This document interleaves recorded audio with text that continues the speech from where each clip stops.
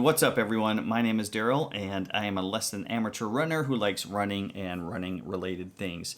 Today I'm diving into my first impressions of the Brooks Hyperion Max 3. Before we get into the review, I want to be fully transparent with you. I purchased this shoe on my own and no one has any input or control over what I say. As always, the opinions you're about to hear are entirely my own. Also, thank you to the people who have been watching my channel recently. I really do appreciate it. And if this is your first time watching, please consider subscribing for more running related content. This is one of my first runs I've been on since returning from running the Peachtree Road Race in Atlanta on the 4th of July. I actually had so much fun running that race, I signed up to run it again next year. Recently, I've had to take a few weeks off running because I think there's something going on with my right foot. I haven't been able to run the way I want to or officially start training for the Chicago Marathon.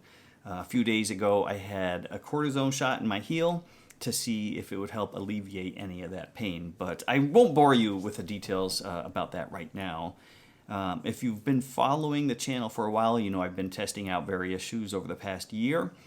But I've never done a review on a pair of Brooks shoes. I've been reading a lot about this particular shoe and thought I would go ahead and give it a try. I was recently in Portland, Oregon for a work conference and figured I'd take the shoe out for a run while I was there. I should have started training for the Chicago Marathon, but decided to give myself some time to rest before building the training plan through the Runna App. If you're curious about using it or have any questions, there's a link down below for a free 2-week trial. I haven't decided yet if I'll push this training block to see if I can finally run a sub-4 marathon or take it easy on my foot. We'll see how I'm running or feeling after this shot and the next few weeks of running to see how it goes. But before we get into anything else, let's go take this shoe out for a run.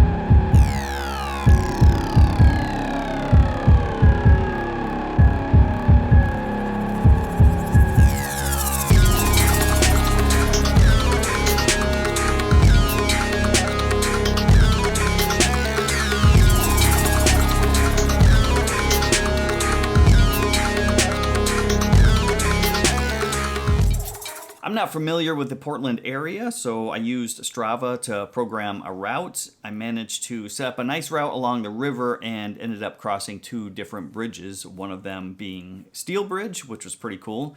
I was able to catch up with some other runners in the area who happened to be training for the Portland Marathon while waiting for the bridge to come down so we could cross. And they gave me some good coffee suggestions while I was out there. It was very humid, and I ended up running just over 4 miles with an average pace of 8 minutes and 24 seconds per mile. I wasn't running for a particular pace, really just based on feel. I wanted to test the shoes out, but also test out my foot and see how it felt. I also ran another 4 miles in the shoe Thursday morning on a slightly more refined version of the same route. A local runner ahead of me seemed to be guiding me on some of the turns, so I didn't get lost this time. Very much appreciated. So the Brooks Hyperion Max 3 weighs in at approximately 10 ounces for a men's size 9. This makes it slightly heavier than some other daily trainers. While I do not own the Max version 2, I know this shoe gained roughly an additional ounce of weight. This might be because of the additional stack height over the Max 2. The Max 3 has a 46 millimeter stack in the heel and 40 millimeters in the forefoot, giving it a 6 millimeter drop. The shoe features a breathable net mesh upper with a knit tongue. The midsole is made up of 2 different types of foams, the DNA Gold on the top and then the DNA Flash V2. Between those 2 foams, there's a speed vault plate in the outsole, right here, the speed vault plate. The outsole is made up of their road track rubber, and you can see some exposed foam here on the bottom. The fit runs true to size, offering a very secure lockdown.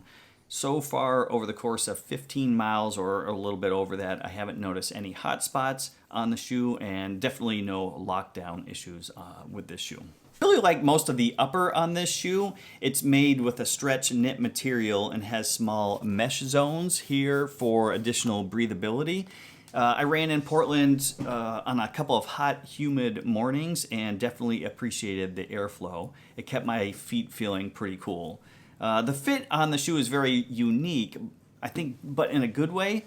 It's snug without feeling overly tight, and honestly, it's one of my favorite fits out of any shoe I've tried lately. There's just enough room in the toe box so my toes never feel cramped. The heel cup is very sturdy with additional padding around the heel collar here. I don't know if you can see that or not. Since it's a comfortable fit, I do like the addition of the pull tab in the back to help me get the shoes on. The tongue on here is part of the upper itself. I don't really know if I can get that into focus or not. So when you put the shoe on, it feels like you're sliding into one connected piece instead of dealing with a loose tongue. There is a layer of padding down the center here, probably to keep the laces from digging in, but it ends up feeling a bit too thick in that area.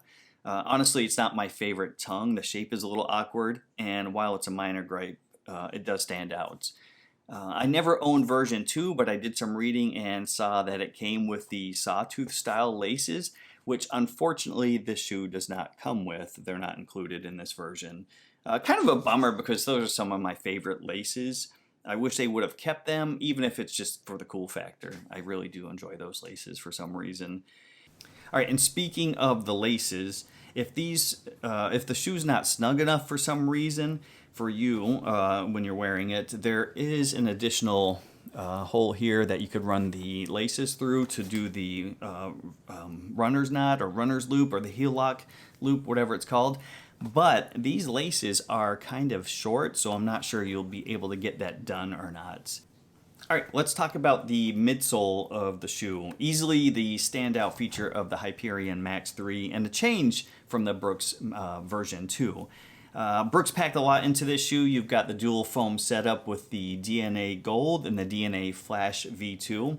On the bottom is the DNA Flash version 2. It's the nitrogen-infused supercritical foam. It starts out thicker on the backside, and then as you can see, it gets thinner near the forefoot. On the top, it's the new DNA Gold, which is the 100% PEBA foam, which is a little bit more soft and springy. Starts out thin along the back and expands as you come down to the forefoot here. It's that perfect middle ground, soft enough to feel good late in a workout, but firm enough to keep you moving forward. And as you can see, the ratio of the foam changes from back to front on each of those foams. I really noticed this on my right foot while adjusting the way I was landing due to my heel hurting. It was very soft and comfortable when I was landing in this area right here. Right between those two foams, you'll find the Speed Vault plate. It's not carbon, but it still adds some stiffness and helps with a snappy toe off. Combine that with the the Brooks Rapid Roll technology, which is a nice rocker shape, and that transition feels super fluid. You're not fighting the shoe at any point. Like I mentioned earlier, there's a lot of foam underfoot. Again, 46 millimeters in the heel and a 40 millimeter up here in the forefoot, which gives you a 6 millimeter drop. It's definitely a high stack, but surprisingly it doesn't feel clunky at all. Even when picking up the paces for those shorter tempo efforts, the shoe responds very nicely. It's got plenty of bounce, but still feels controlled and stable. So the bottom line is the midsole just works. It's bouncy, responsive, and protective whether you're cruising through a daily run or pushing the pace in a workout. I think it'll just work just fine. While I haven't owned a lot of Brooks shoes personally, I'd venture to say this is one of their most versatile midsoles Brooks has put out recently. The outsole of the shoe is pretty simple, but it gets the job done. Brooks used their Road Track rubber in the right spots, mainly in the heel, and plenty across the forefoot here, while leaving some areas exposed. I haven't had the chance to run in the rain yet, but based on how it handled in dry pavement and some very light gravel, I don't expect any issues with traction in wet conditions. There are a couple of cutouts in the forefoot, which I'm assuming are there to help reduce the weight. Though if I'm totally off on that, let me know what your thoughts are in the comments down below. You can also see the Speed Vault plate through the arch area, and there's a small piece right here that kind of sticks out. Maybe for some added stability, I'm not sure. Either way, the grip has been solid during quick turns, and after a handful of runs there, I feel like the outsole has been holding up very well with barely any signs of wear back here. Final thoughts on the Brooks Hyperion Max 3. This feels like a versatile shoe that can handle just about anything. I was talking to a friend from Midwest Running the other night, and we both agreed that the shoe pushed us into faster paces. I'm definitely keeping the shoe in the rotation and plan to log some more miles in it in the next couple weeks. I do have a tempo run scheduled via the Runna App later this week, so we'll see how it holds up with intentionally faster paces. Despite the additional weight on the shoe. Now, I do have a shoe that's very similar in style. It's the Nike Zoom Fly 6 that I haven't had much time with yet. I believe it's a little bit lighter, maybe by an ounce or two. I haven't done a full review on that one yet, so if it's something you'd like to see, let me know. Overall, right now, the Max 3 feels like it's a very responsive, stable, and energetic shoe. It does come in at $200 US, which puts it on the pricier side, so that's something to keep in mind if you're considering adding it to your shoe rotation. Alright guys, thank you for watching. If you've run in the Hyperion Max 3 or are thinking about picking it up, drop a comment down below and let me know how it worked out for you. And if you like this breakdown, don't forget to like, subscribe, all that other YouTube stuff. And until next time, keep running strong and stay mustached.